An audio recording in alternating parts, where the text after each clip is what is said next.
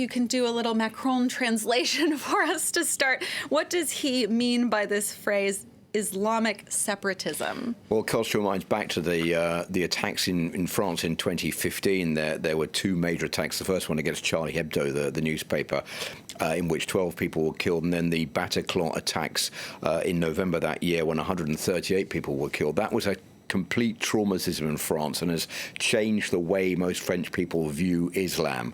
And there's a growing fear now that 61% of French people questioned in a recent opinion poll say that Islam is incompatible with French society, and 80% say secularism in France, separation of state and church, is under threat through Islam. So the government is worried that in certain districts, certain areas, the hardline Islamist fundamentalists are trying to take control, and people are not respecting the laws of the French Republic. So it's like a parallel system has grown up in certain deprived areas of France where there's high unemployment, where social services are basically absent, where there are not enough police.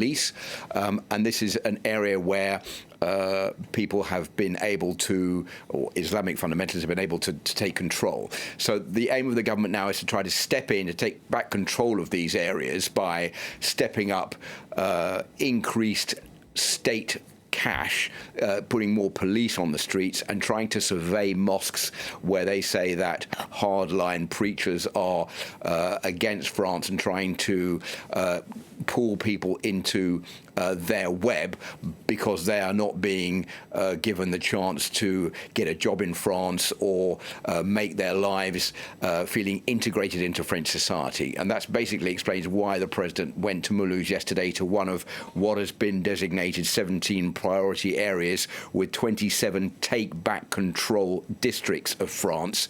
The area where he was yesterday, which is called Bortvilla, is one of those areas which is now been designated as a priority area where the state needs to move in.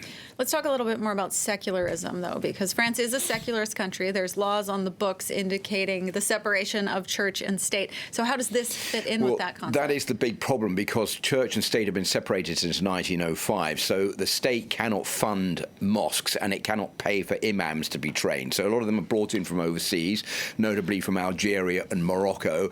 And a lot of countries like Qatar, for example, and Turkey are overseeing or financing the building of mosques in France. And the state wants to end that. Macron said yesterday that was something he wants to bring to an end. He wants the imams to be trained in France, and he wants surveillance of mosques so that if there are teachings going on in there which are against French society, those preachers can then be rooted out and removed. The problem is the state has no power to do this, so it's putting the pressure on the State Muslim Council, but that is being influenced by overseas aid. So it's a very long uphill struggle by the government, which is also being criticised on the right as being not strong enough, and on the left of being too heavy-handed and of stigmatising the whole Muslim population of France of 5.7 million people, when it should be just pinpointing those who are creating trouble. Religion and politics, always a touchy subject here in France. Philip Turrell, our international affairs editor, thanks so much for that update.